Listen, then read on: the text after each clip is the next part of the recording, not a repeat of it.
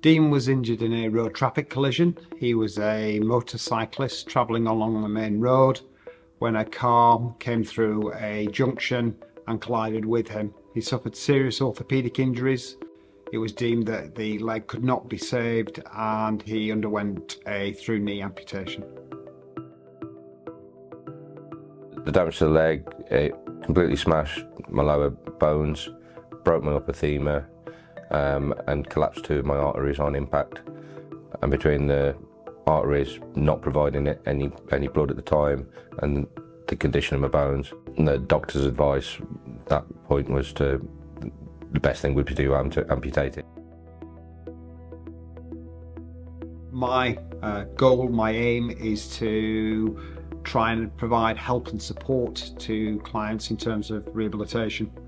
That's not just only financial. Some people have an immediate financial need, and obviously that may mean a mortgage or debts so that you secure an interim payment at an early stage. With Dean, obviously it was a longer journey. He'd just come out of hospital having had an amputation, and it was to try and help and support him in that journey so that we can supplement what was being provided by the statutory services and the NHS. Following COVID, NHS services are under a lot of pressure, and this enabled us to get the best outcome for Dean. One of the reasons why we were able to settle the case in such a short period of time, just over 2 years, was because we worked very closely with the defendant's insurers, NFU Mutual, and their instructor solicitors. We made contact with it the same day as the instruction. We had made contact and met with the insurer and their solicitor by the end of the same week. And then from there we agreed a protocol under the Rehabilitation Code in terms of the joint instruction of a case manager to put in place therapies and support for him.